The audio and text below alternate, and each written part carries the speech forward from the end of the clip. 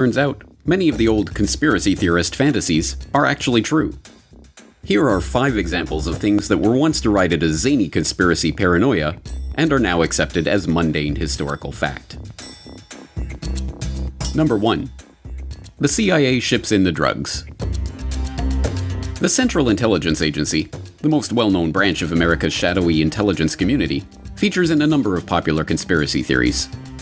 One of the theories about the CIA's dirty dealings that has been around for decades is that the agency helps bring illegal drugs into the United States. But this isn't just a theory. In fact, the CIA has been involved in drug running from its very inception. Just months after its creation in 1947, the agency began a relationship with the Corsican mafia that controlled the old port of Marseille in post-war France. That relationship involved a quid pro quo. The CIA would protect the mafia if the mafia would keep the communists from taking control of the port. In this case, protecting the mafia meant protecting their most lucrative business, which just happened to be smuggling heroin into the United States. This French connection thrived for decades, with the majority of the heroin in the US in the post-war period coming via France under the watchful eye of the CIA. From the Korean War to the Vietnam War and beyond, CIA-supported warlords used CIA-run airlines like Air America to ship heroin from the Golden Triangle at the borders of Thailand, Laos, and Myanmar. As even the New York Times reported, the agency prevented the Bureau of Narcotics and Dangerous Drugs from monitoring drug trafficking in the region. They even stopped an investigation into an Air America DC-3 loaded with heroin packed into boxes of Tide soap powder that had been seized on its way to the US. In the 1980s, yet more agency involvement in drug smuggling rings came to light. This time it was drug traffickers connected to the Contras in Nicaragua that received help from the agency. After the Contra-connected trafficking came to light, a Senate investigation headed by Senator John Kerry confirmed government complicity in the drug trade. As for the CIA, it's denied ever aiding or condoning drug smuggling. Reports were reaching the highest councils of our government, in the White House and in the Justice Department. There is no question of that. I can document that. The White House and Justice Department disputed Kerry's report at the time, but he still believes some government officials turned a blind eye towards drug dealing in the mid-1980s, after the time at the heart of Gary Webb's stories. In the 1990s, award-winning journalist Gary Webb traced the Contra's CIA-protected backers to cocaine shipments into the US, and, ultimately, to the crack epidemic of the 1980s. Stories of CIA drug running continue to be covered up almost as quickly as they are exposed. From the CIA Beach 200 that was apprehended in Nicaragua with 1,100 kilos of cocaine, to the crash of a Grumman Gulfstream II that had been used for CIA rendition flights that was carrying 3.3 tons of Colombian cocaine. Then there's the CIA's relationship with Afghan drug warlord Ahmed Wali Karzai in Afghanistan, and the admission that the Sinaloa cartel was aided by US agencies, and the recent confession that famed Colombian drug king Pablo Escobar worked for the CIA. At this point, the fact that the Central Intelligence Agency has facilitated drug running into the United States is one of the worst-kept secrets in history. I will tell you, Director Deutsch, as a former Los Angeles police narcotics detective, that the agency has dealt drugs throughout this country for a long time.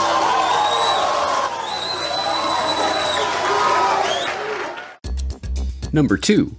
The government is spraying us from the skies.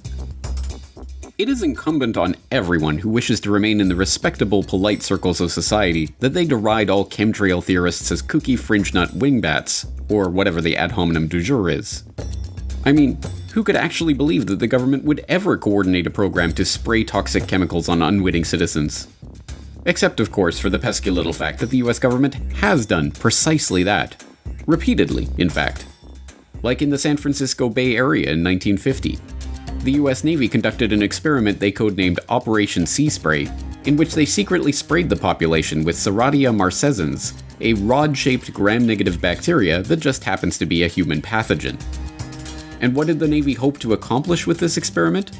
Why, to determine the susceptibility of a big city like San Francisco to a bioweapon attack by terrorists, of course. And what did they actually accomplish?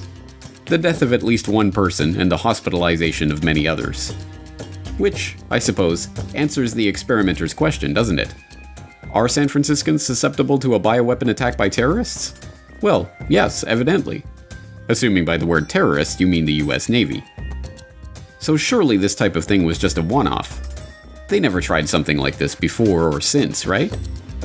Right? Oh, of course they did. Like in 1953, when the US Army secretly dumped a carcinogen on unknowing Canadians in Winnipeg and Alberta as part of a Cold War weapons test.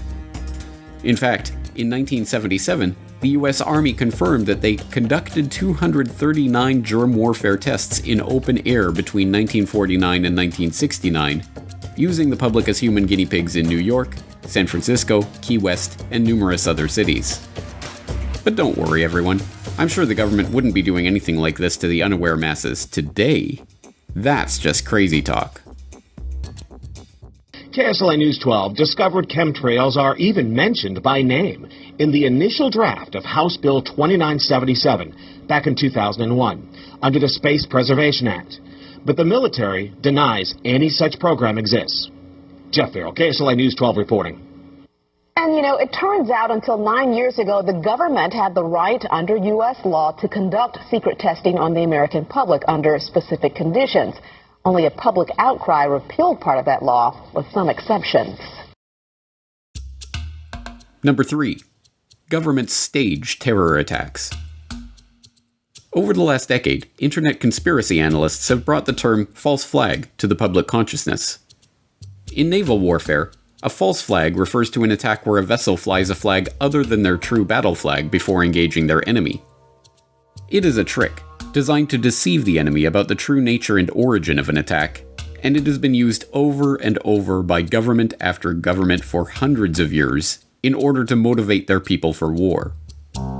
In the 1780s, Swedish King Gustav III, looking to start a war with Russia in order to shore up his own domestic political power, dressed some of his own troops in Russian military uniforms and ordered them to attack a Swedish outpost on the Russian border. The ruse worked, and the Swedes, outraged at this supposedly Russian attack, gave the king the authority to launch a defensive war. In 1931, the Japanese were looking for a pretext to invade Manchuria. On September 18th of that year, a lieutenant in the Imperial Japanese Army detonated a small amount of TNT along a Japanese-owned railway in the Manchurian city of Mukden. The act was blamed on Chinese dissidents and used to justify the occupation of Manchuria just 6 months later. When the deception was later exposed, Japan was diplomatically shunned and forced to withdraw from the League of Nations. In 1954, the Israelis hired a number of Egyptian Jews to plant bombs in American and British cinemas, libraries, and other civilian targets to be blamed on the Muslim Brotherhood or other malcontents. The plan, known as the Lavon Affair, was part of an effort to convince the British to retain their military presence in the occupied Suez Canal zone. Several bombings took place, but the British were ultimately forced out after Nasser nationalized the canal in 1956. In August 1964, the USS Maddox, a US destroyer on patrol in the Gulf of Tonkin, believed it had come under attack from North Vietnamese Navy torpedo boats, engaging in evasive action and returning fire. The incident led to the Gulf of Tonkin resolution authorizing President Johnson to begin open warfare in Vietnam. It was later admitted that no attack had occurred, and in 2005 it was revealed that the NSA had manipulated their information to make it look like an attack had taken place. In June 1967, the Israelis attacked the USS Liberty, a US Navy technical research ship conducting maneuvers off the coast of Egypt. The ship was strafed relentlessly for hours in an attempt to blame the attack on Egypt and draw the Americans into the Six-Day War, but amazingly the crew managed to keep the ship afloat. In 2007, newly released NSA intercepts confirmed that the Israelis knew they were attacking an American ship, not an Egyptian ship, as their cover story has maintained. In the fall of 1999, a wave of bloody apartment bombings swept through Russian cities, killing 293 people and causing widespread panic. Although blamed on Chechen terrorists, later that month FSB agents were caught planting the exact same type of bombs as in the other blasts. The government claimed that the FSB bomb was part of a security exercise, but the terror hysteria of the apartment bombings were used to justify Russian aggression in Chechnya and win public approval for a full-scale war. Russian troops entered Chechnya the next month. In 2001, attacks in New York and Washington were blamed on Al-Qaeda as a pretext for invading Afghanistan.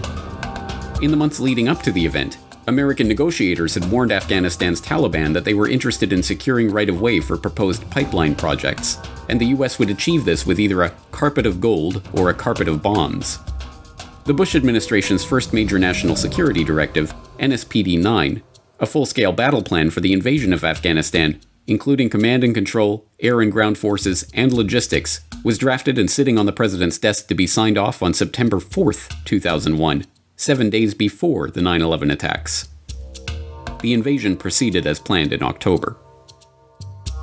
Naturally, mainstream commentators have to pretend that false flags and staged terror incidents are ludicrous flights of fancy that have no historical precedent. Unless they're talking about one of their enemies, like Russia staging a false flag incident. Then it's perfectly acceptable. Number 4. The CIA ran mind control experiments on unwitting Americans. Ever hear the theory that the government abducted people against their will and experimented on them to study mind control techniques and mind-altering chemicals? Well, it isn't a theory, it's a documented fact. The US government did run just such a program, dubbed Project MK-Ultra, and it was exposed in the 1970s. Or, at least parts of it were. What we don't know about Project MK-Ultra and its affiliated sub-projects could probably fill several warehouses with books. But what we do know is voluminous and scary enough. The formerly top-secret program was as horrific as any dystopian fantasy ever devised, and is now openly acknowledged and documented. Even the Wikipedia article on the subject admits that the project was completely illegal, employed unwitting test subjects, and attempted to manipulate people's mental states and alter brain functions through the surreptitious administration of drugs, especially LSD and other chemicals, hypnosis, sensory deprivation, isolation, verbal and sexual abuse, and other forms of torture. Some aspects of the MK-Ultra nightmare are relatively well known by now. One series of experiments, presided over by Sidney Gottlieb, involved administering LSD to unwitting Americans, including mental patients, prisoners, drug addicts, and prostitutes. This included Operation Midnight Climax, in which unsuspecting men were drugged and lured to CIA safe houses by prostitutes on the CIA payroll. Their sexual activity was monitored behind one-way mirrors and used to study the effect of sexual blackmail and the use of mind-altering substances in field operations. Another experiment, dubbed MK-Ultra Subproject 68, was overseen by the esteemed psychiatrist Dr. Ewan Cameron. This subproject involved Dr. Cameron using LSD, paralytic drugs, electroshock therapy, and drug-induced comas to attempt to wipe patients' memories and reprogram their psyche. When brought to light, the program was identified as an attempt to refine methods of medical torture for the purpose of extracting information from unwilling sources, and condemned. Lawsuits regarding the blatantly illegal experimentation conducted by Cameron continue to this day. Yet despite CIA assurances that the program was scrapped in 1973, would the CIA ever lie to us? Documentary evidence continues to emerge that the program was far more extensive and horrific than the public was ever told. But simply pointing to the documented horrors that took place during the officially acknowledged period of the officially acknowledged program's officially acknowledged existence is enough to make even the most stubborn conspiracy deniers squirm in their seats. MK-Ultra would mostly be remembered for its drug experiments. I'm going to give you this cup that contains lysergic acid 100 microgram. Will you drink it? That's acid.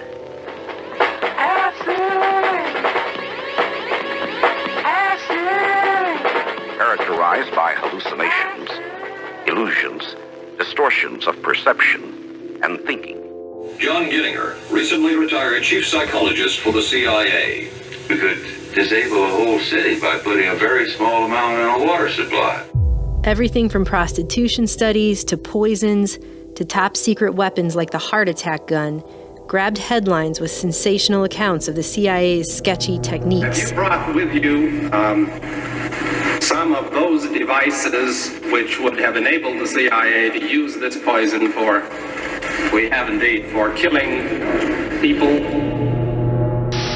Good evening. The White House disclosed today that the CIA's drug testing program on unsuspecting Americans had been more extensive than the agency had admitted. CIA secretly funneled money through scores of research foundations, colleges, hospitals, and clinics, including a $375,000 grant through the Geschichter Research Fund here in Washington. The complex and compartmentalized management of such a large project, through front groups and with the participation of countless agencies and institutions to carry out secret research, should be a testament to just how sophisticated and shadowy government science had become. There are names of doctors, there are names of officials, there are names of former and present CIA officials who were involved, names of hospitals, and depending on how you treat it, it could be sensational. Number 5. I don't like them putting chemicals in the water that turn the friggin' frogs female? You've probably seen the memes about it. It's one of the best known and most parodied conspiracy memes of recent years, constantly held up as an example of how utterly deranged and off-base online conspiracy theorists are. That turn the friggin' frogs gay. Do you understand that? Turn the friggin' frogs gay. Do you understand that? After all, everyone knows that chemicals in the water aren't turning the frogs gay. They're turning them female. Reports began to emerge on this phenomenon a decade ago, like this one from Live Science. Pesticide turns male frogs into females, which points out that scientific research is demonstrating that a commonly used pesticide known as atrazine can turn male frogs into females that are successfully able to reproduce. Atrazine, it turns out, is a weed killer used primarily on corn crops and can cause sexual abnormalities in frogs, such as hermaphroditism, having both male and female sex organs. The study from 2010 further discovered that atrazine's effects are long-lasting and can influence reproduction in amphibians. The results suggest that atrazine could have potentially harmful effects on populations of amphibians, animals that are already experiencing a global decline. And despite the steady flow of funny memes this observation has generated, this is no laughing matter. As study author Tyrone B. Hayes of the University of California, Berkeley explains, the study suggests that atrazine, which is banned in Europe, could have potentially harmful effects on populations of amphibians, animals that are already experiencing a global decline. Though there's no mention of the frog's sexual preferences, pesticides are admittedly bending the genders of amphibians. And to top it all off, since atrazine interferes with the production of the sex hormone estrogen present in people and frogs, the findings could have implications for humans as well. But it isn't just atrazine. Over the last century, mass manufacturing of plastics and other products have meant that our environment is now awash in chemicals called endocrine disruptors, which, a growing body of research suggests, interferes with sperm production and may impair human fertilization. These chemicals may be one of the reasons that sperm counts are undergoing a dramatic drop in developed countries and other issues with men's health, including testicular cancer, undescended testes, and low sperm count. That's actually a pretty big deal. But I guess if you want to make trendy hipsters laugh, just tell them these completely admitted scientific facts about the pesticide that are wreaking untold havoc on our environment, and then do your best impression of a loudmouth Texan ranting about gay frogs. You'll have your friends in stitches. Just don't say it's a theory. In conclusion, in truth, there are many more examples of conspiracy theories that turned out to be true. From the US government knowingly injecting poor black sharecroppers with syphilis, to the CIA heart attack gun, to the anonymous letter that the FBI wrote to Martin Luther King urging him to kill himself. So, what other not-so-theoretical conspiracy theories do you know of? Let us know in the comments below. There has never been a conspiracy in this country.